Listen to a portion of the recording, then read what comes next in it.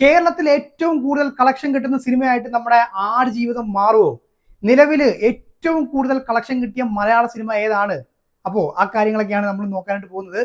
നിങ്ങൾക്കറിയാമോ, ഇപ്പോൾ സിനിമകൾ ഇറങ്ങുന്ന സമയത്ത് നമുക്ക് ഒരു സൂപ്പർ സ്റ്റാറിന്റെ ആവശ്യമൊന്നുമില്ല ഒരു സിനിമ ഏറ്റവും കൂടുതൽ കളക്ഷൻ കിട്ടാനായിട്ട്. അതിന് ഉദാഹരണങ്ങളൊക്കെയാണ് ഇപ്പം ഈ ഒരു 2023-24 കാലഘട്ടം സംഭവിച്ചുകൊണ്ടിരിക്കുന്നത്. മലയാള സിനിമയുടെ ഒരു പീക്ക് ടൈം എന്ന് നമുക്ക് വേണമെങ്കിൽ പറയാം. സൂപ്പർ സ്റ്റാർസിന്റെ ആവശ്യമില്ല, ഒരു ബിഗ് ബജറ്റ്, ഒരു വലിയ VFX ഒക്കെ ഉള്ള ഒരു വലിയ സിനിമ അങ്ങനെയൊന്നും ഇപ്പോഴത്തെ ഒരു കാലഘട്ടത്തിൽ ആവശ്യമില്ല എന്ന് തന്നെ പറയാം. അത് എന്തുകൊണ്ടാണ് അങ്ങനെ പറയുന്നത് ചോദിക്കുകയാണെങ്കിൽ, നമ്മൾ ഇപ്പോൾ ഇറങ്ങിയ ചെറിയ ചെറിയ സിനിമകളുടെ കളക്ഷന്റെ കാര്യമാണ് ഞാൻ ഈ പറഞ്ഞ കേട്ടോ. വേണമെങ്കിൽ നമുക്ക് ഉദാഹരണത്തിന് പ്രേമലു എടുത്തു നോക്കാം. പ്രേമലുവിന്റെ കാര്യം അറിയാമല്ലോ. പ്രേമലു 100 കോടി കളക്ഷന് മുകളിൽ കയറിയ ഒരു സിനിമയാണ്. 135 കോടി കളക്ഷനാണ് ഇപ്പോൾ ഇതുവരെ പ്രേമലു സിനിമയ്ക്ക് കിട്ടിയത് കേട്ടോ. അപ്പോൾ അതിന്റെ ബഡ്ജറ്റ് എന്ന് പറഞ്ഞാൽ 9 കോടിയായിരുന്നു. ഈ 9 കോടി രൂപ ബഡ്ജറ്റ് നിന്നുകൊണ്ടാണ് 135 കോടി രൂപ കളക്ഷൻ നേടിയത്. അതും ഒരു സ്റ്റാർ കാസ്റ്റോ കാര്യങ്ങളോ ഒന്നുമല്ല, യങ്സ്റ്റേഴ്സ് അഭിനയിച്ച് തകർത്താടിയ ഒരു സിനിമയാണ്. SS രാജമൗലി വരെ നോട്ടീസ് ചെയ്ത് അദ്ദേഹം വരെ പറഞ്ഞ ഒരു സിനിമയായിരുന്നു പ്രേമലു എന്ന് പറഞ്ഞു കഴിഞ്ഞാൽ. അപ്പോൾ പ്രേമലു ആണോ ഏറ്റവും കൂടുതൽ കളക്ഷൻ കിട്ടിയ മലയാള സിനിമ എന്ന് ചോദിച്ചു കഴിഞ്ഞാൽ അല്ല, പ്രേമലും ഈ ഒരു ലിസ്റ്റിനകത്ത് വരുന്നുണ്ട് കേട്ടോ. അപ്പോൾ നമ്മൾ ഇന്ന് നോക്കാനായിട്ട് പോകുന്നത് ആടുജീവിതം, അതുപോലെ തന്നെ മലയാളത്തിൽ ഏറ്റവും കൂടുതൽ കളക്ഷൻ കിട്ടിയ ഏത് സിനിമ?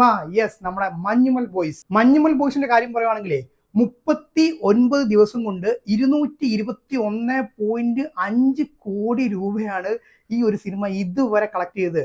അതിൽ തന്നെ തമിഴ്നാട്ടിലാണ് ഏറ്റവും കൂടുതൽ സിനിമ ഹിറ്റ് അടിച്ചത്. ഇപ്പോഴും ഹൗസ്ഫുൾ ആയിട്ടാണ് തമിഴ്നാട്ടിൽ മഞ്ഞുമൽ ബോയ്സ് ഓടിക്കൊണ്ടിരിക്കുന്നത് കേട്ടോ. അപ്പോൾ അത്രയധികം എന്താ പറയുക, ഒരു ജനപ്രീതി ലഭിച്ച ഒരു സിനിമയായിട്ടാണ് നമ്മുടെ മഞ്ഞുമൽ ബോയ്സ് പോയിക്കൊണ്ടിരിക്കുന്നത്. അതുകൊണ്ട് തന്നെയാണ് ഇത്രയും കളക്ഷൻ കിട്ടിയത്. അപ്പോൾ ഈ 221.5 കോടി രൂപ ഒന്ന് സ്പ്ലിറ്റ് ചെയ്യുവാണെങ്കിൽ നമ്മുടെ കേരളത്തിൽ നിന്ന് എത്ര കിട്ടി, അതുപോലെ തന്നെ റെസ്റ്റ് ഓഫ് ഇന്ത്യ എത്ര കിട്ടി, ഓവർസീസ് എത്ര കിട്ടി തുടങ്ങിയ കാര്യങ്ങളൊന്ന് സ്പ്ലിറ്റ് ചെയ്ത് നോക്കുകയാണെങ്കിൽ കേരളത്തിൽ നിന്ന് മാത്രം 69.05 കോടി രൂപയാണ് മഞ്ഞുമൽ ബോയ്സ് ഇതുവരെ കളക്ട് ചെയ്ത് 39 ദിവസം കൊണ്ട്. അതുപോലെ തന്നെ റെസ്റ്റ് ഓഫ് ഇന്ത്യയുടെ കാര്യം നോക്കുകയാണെങ്കിൽ 80.95 കോടി രൂപയാണ് കേട്ടോ.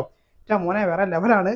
പിന്നെ അതുപോലെ തന്നെ ഓവർസീസിന്റെ കാര്യം നോക്കുവാണെങ്കിൽ 71.5 കോടി, അങ്ങനെ മൊത്തം 221.5 കോടി രൂപയാണ് നമ്മുടെ മഞ്ഞുമൽ ബോയ്സ് ഇതുവരെ നേടിയത്.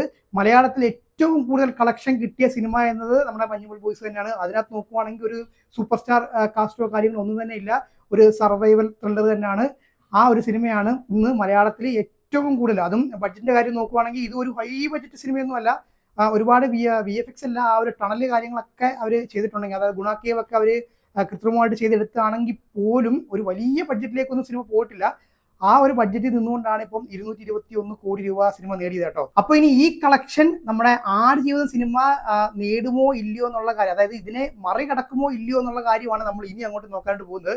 ആടുജീവിതത്തിന്റെ 5 ദിവസത്തെ കളക്ഷന്റെ കാര്യം പറയുവാണെങ്കിൽ മൊത്തം 75 കോടി രൂപയ്ക്ക് മുകളിലേക്ക് പോയിട്ടുണ്ട് കേട്ടോ. അതിന് ഞാൻ സ്പ്ലിറ്റ് ചെയ്യാം. ഇത് നമ്മുടെ ഞാൻ ഈ പറയാൻ പോകുന്നത് കേരളത്തിൽ നിന്ന് മാത്രമുള്ള ഓരോ ദിവസത്തെ കളക്ഷനാണ്. കേരളത്തിലെ ആദ്യത്തെ ദിവസം കിട്ടിയത് 5.8 കോടിയായിരുന്നു. രണ്ടാമത്തെ ദിവസം 4.92 കോടി, മൂന്നാമത്തെ ദിവസം 5.9 കോടി, നാലാമത്തെ ദിവസം 6.55 കോടി, അഞ്ചാമത്തെ ദിവസം 4.85 കോടി. അങ്ങനെ കേരളത്തിൽ നിന്ന് മാത്രം ഈ 5 ദിവസം കളക്ട് ചെയ്തത് 28.5 കോടിയാണ് നമ്മുടെ ആടുജീവിത സിനിമ. അതും ഒരു സർവൈവൽ ത്രില്ലർ സിനിമ തന്നെയാണ്.